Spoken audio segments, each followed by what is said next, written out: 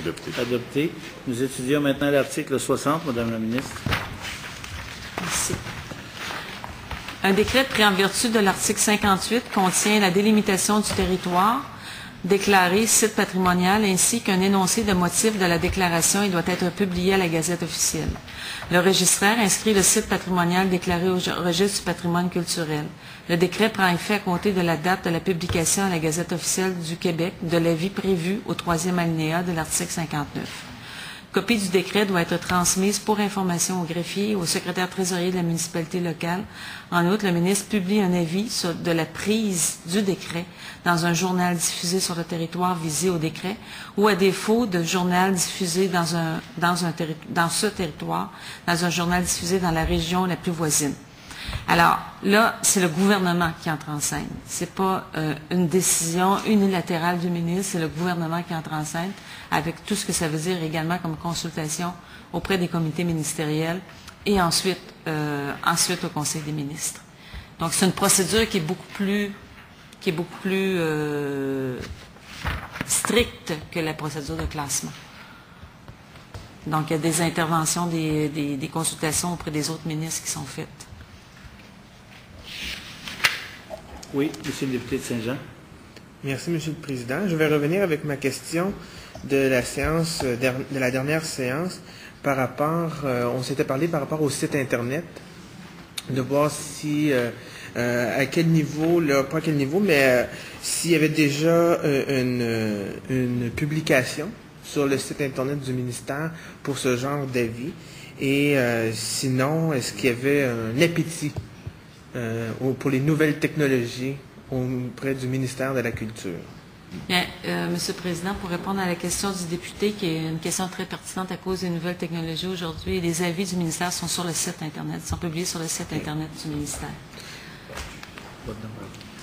Oui, Monsieur le député de Saint-Jean. Merci beaucoup, Monsieur le Président. Donc, je comprends qu'il y a une section sur le site du ministère où tous les avis et avec la nouvelle loi qu'on est en train d'étudier, qui sera bonifiée de différents types d'avis, ça se retrouvera aussi sur le site. Déjà accessible, c'est déjà le cas. Okay. Et on va continuer de le faire. Parfait. Merci beaucoup, Monsieur le Président. Alors, est-ce qu'il y a d'autres questions? Sinon, est-ce que l'article 60 est adopté? Adopté. Adopté. Nous étudions l'article 61, Madame la ministre. Voici la lecture de l'article. Nul ne peut, dans un site patrimonial déclaré, ni dans un site patrimonial classé, diviser, subdiviser, rediviser ou morceler un terrain, ni modifier l'aménagement ou l'implantation d'un immeuble, ni faire quelque construction, réparation ou modification relative à l'apparence extérieure d'un immeuble, ni démolir tout ou en partie cet immeuble, ni ériger une nouvelle construction sans l'autorisation du ministre. De plus, dans un site patrimonial visé au premier alinéa, nul ne peut, sans l'autorisation du ministre, excaver le sol même à l'intérieur d'un bâtiment. Toutefois, si l'excavation a pour objet de creuser pour une inhumation ou une exhumation, sans qu'aucun des actes mentionnés au premier alinéa ne soit posé, l'autorisation du ministre n'est pas requise.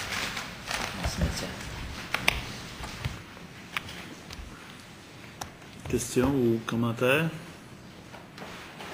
sur l'article 64 tel commandé? Oui, juste... Monsieur le député de Bourget. Une question. Il s'agit d'un site patrimonial. Alors, on exclut les situations ou les cas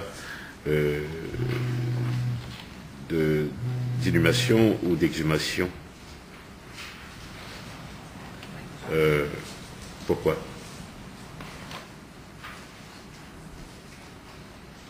Ministre. Maître Hélène Gagnon. Oui. Pourquoi l'autorisation du ministre n'est pas requise dans ces deux cas-là? Je peux vous donner un exemple concret.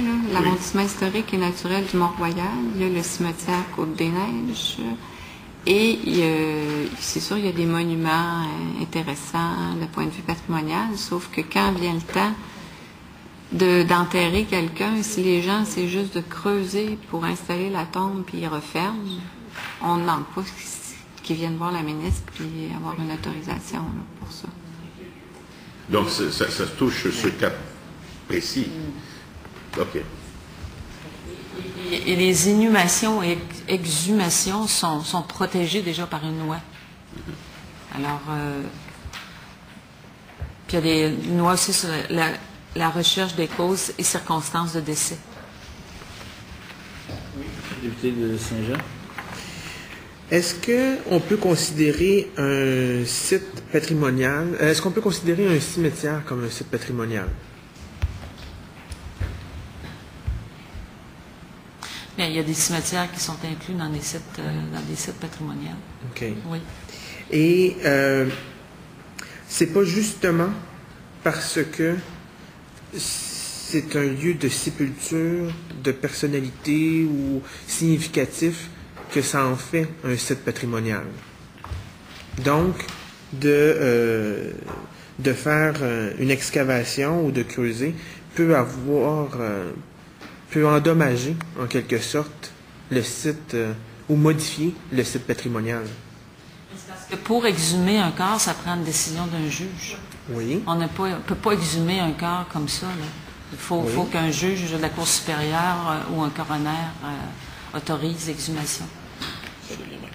Vous ne pourriez pas déplacer sans l'autorisation de la Cour un cimetière. OK.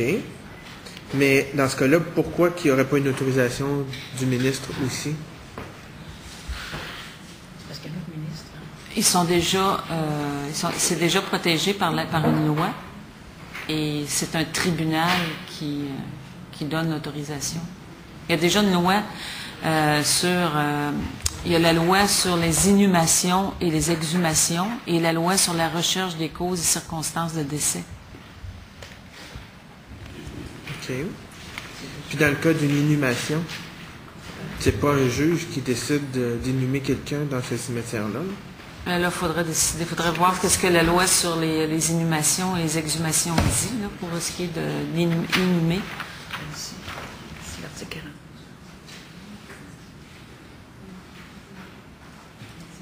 L'inhumation et l'exhumation sont régies par l'article 49 du Code civil ainsi que par les dispositions, comme je le dis, de la loi sur les inhumations, exhumations et la loi sur la recherche des causes et circonstances de décès. Donc, il faudrait peut-être se trouver un Code civil puis ou aller lire les lois, mais il y a des lois qui touchent complètement ces secteurs-là. Prévu dans la loi, par le Code civil et par 2 lois. Madame Gagnon.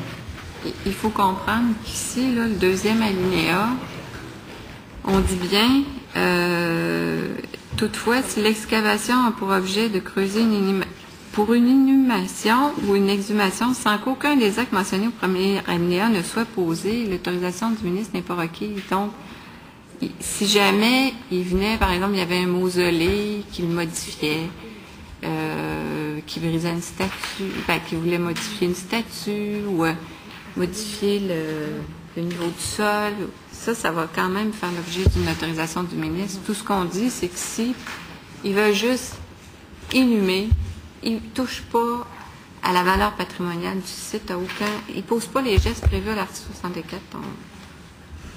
Est-ce que dans le cas d'un cimetière, est-ce que c'est tant par ce qu'il y a en surface que ce qu'il y a dans le sous-sol qui en devient un site patrimonial? C'est qu'on ajoute là, au deuxième alinéa de l'article 64, c'est nouveau, le besoin d'une autorisation du ministre pour faire une excavation. Donc, c'est pour ça qu'on a été obligé de parler des inhumations, des exhumations, pour bien clarifier ce qui doit être autorisé ou pas. Puis, dans le cas où ça n'affecte pas tout ce qui est mentionné au premier alinéa, je comprends avec l'explication que vous me donnez qu'en vertu du Code civil, on doit référer au Code civil dans ce cas-là, mais est-ce que la ministre doit en être avisée? Pas nécessairement. S'ils veulent enterrer leurs défunts et puis que ça ne pose pas de problème en termes... Il n'y a aucun des actes visés à l'article qui est posé. Non, l'autorisation n'est pas requise. C'est ce que dit le deuxième alinéa. Si vous prenez, M. le Président, le code du cimetière Notre-Dame-des-Neiges à Montréal, sur le Mont-Royal, il y a beaucoup de choses, il y a beaucoup d'inhumations qui se font là chaque année. Alors, c'est pas nécessaire d'aviser le ministre à chaque inhumation qui se fait dans ce cimetière-là.